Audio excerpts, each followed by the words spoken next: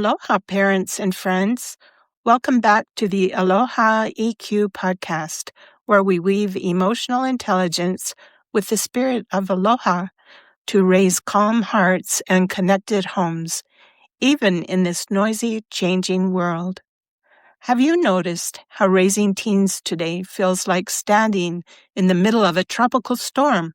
Beautiful, unpredictable, and a little bit terrifying? One moment they're full of laughter, and the next they shut you out with a look. One minute you're the cool parent, the next you're public enemy number one.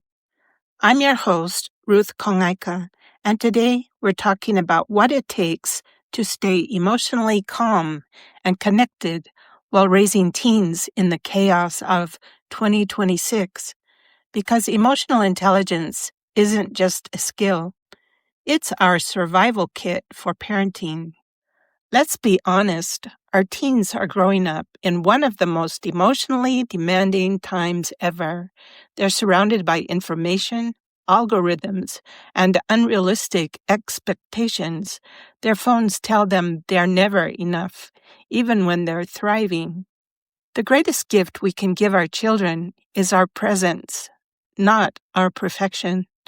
That's from Dr. Dan Siegel, who writes about mindful parenting, and it's deeply aligned with the Hawaiian concept of aloha, to be present, aware, and connected in love. I have 4 grown children and 12 grandchildren, and although I'm advanced in age, I feel it my responsibility and duty to help parents in their daunting task of raising the next generation.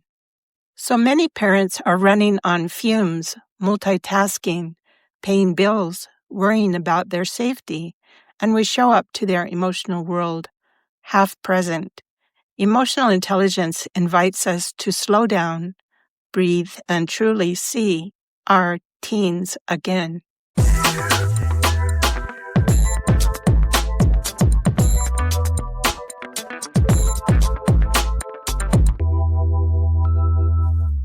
We don't need perfect parents.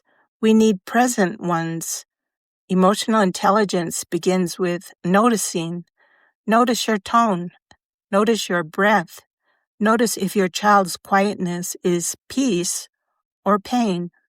If your teen is sad, say, "You sound disappointed," instead of "Don't be upset."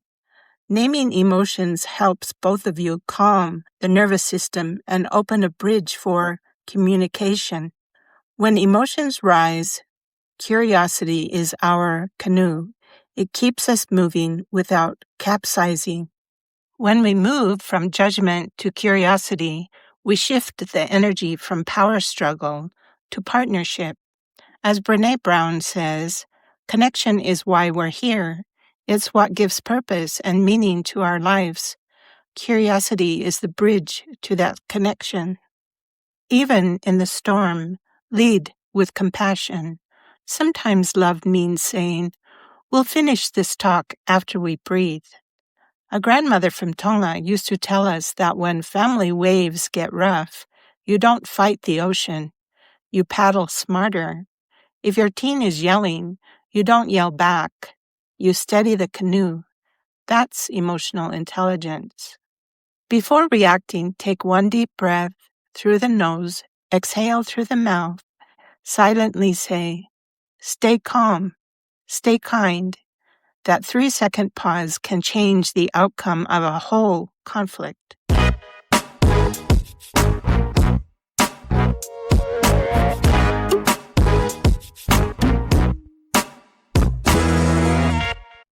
If you lose your cool, it doesn't undo the love. Use it as a lesson in emotional recovery. Teens learn EQ more from how we repair than from how we react. What emotion was under your reaction this week? Was it fear, exhaustion, or guilt? Name it. That's the first step to healing it. In Hawaii, they say aloha not just as hello or goodbye. It's a way of being. It means breath, love, and presence, the same presence we need to bring into our homes. So here's your challenge this week. Before correcting your teen, connect first. 1 full minute of eye contact, empathy, or laughter can change the energy of your home.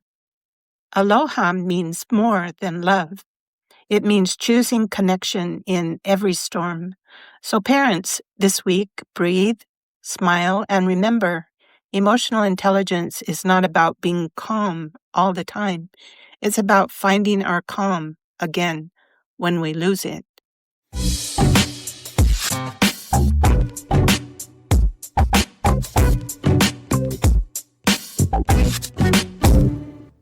There's a song by Israel Kamaka Viva Ole that speaks to the vastness of love, a love that stretches as wide as the Hawaiian sky. I think of that each time we as parents feel small in our mistakes, and yet love keeps reminding us we're still enough.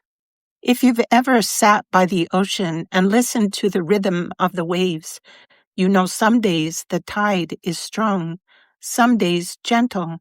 Our teens' emotions are that ocean. We just learn to paddle with rhythm. That's emotional intelligence.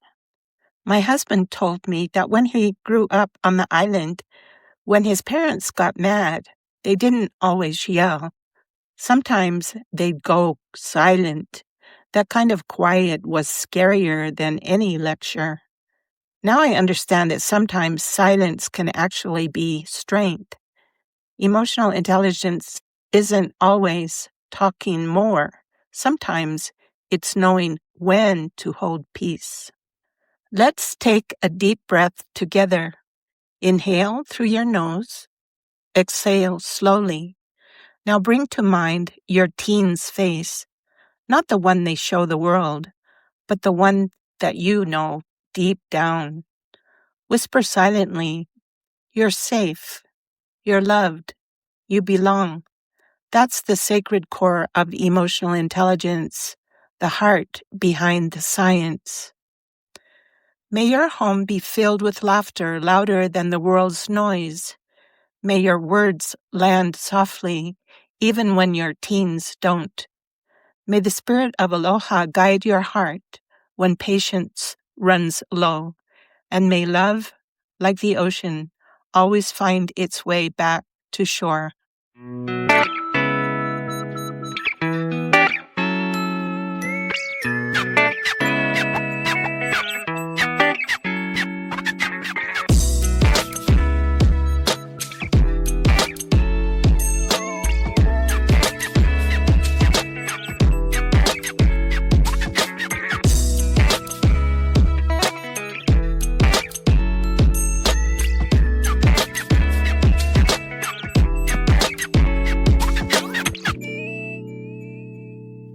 Here are some quotes from emotional intelligence experts. Dr. Dan Siegel, the author of The Whole Brain Child, said, "When we name an emotion, we tame the chaos in the brain." Dr. Lisa Damore, the author of Under Pressure, said, "Adolescence isn't a problem to solve, it's a stage to understand." Mr. Rogers used to say, "Anything that's human is mentionable, and anything that is mentionable can be manageable." Here's a Polynesian proverb: "If Aina is chief, so is the emotional landscape of our home. We serve it by listening." You can't pour calm into your teen if your heart's already empty. Fill your calm first. Thank you for joining me, the Aloha Emotional Intelligence Podcast. If this moment touched your heart, please share it, because emotional calm spreads like ripples, one parent, one household, one act of aloha at a time.